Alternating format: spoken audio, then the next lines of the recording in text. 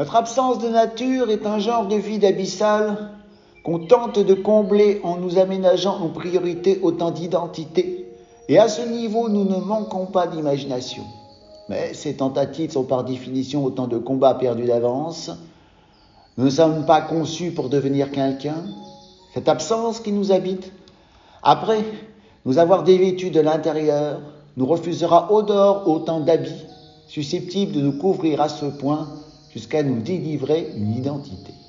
Simone Veil, avec un W, la philosophe, devenue mystique, aperçut dans notre absence de nature une place concédée par Dieu que nous devions, selon ses principes, nous refuser de compenser en nous voulant nous, en usant de signes distinctifs qui parviendraient soi-disant à faire de nous quelqu'un.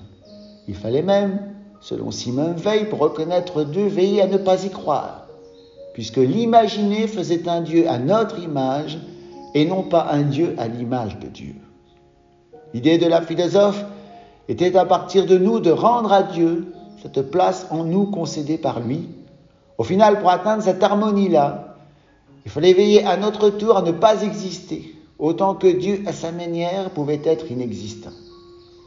Cette approche témoigne avant tout de ces expressions permises à ces caractères dont on dit d'eux qu'ils sont bien trempés, au point dans leur résolution de se rendre au-delà de ce que ces mêmes intentions insinuent.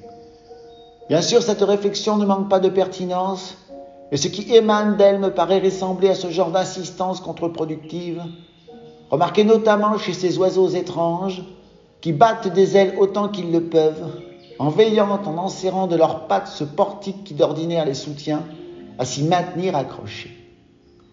Bien sûr que l'on peut avec justesse craindre que cette idée que nous possédons de Dieu soit plus une idée que Dieu lui-même. Ainsi, plus nous désirons croire à ce Dieu établi par nous, plus ce Dieu véritable, si véritablement il y a un Dieu, pour ne pas correspondre à ces idées diverses et variées que nous nous faisons de lui, disparaît en proportion.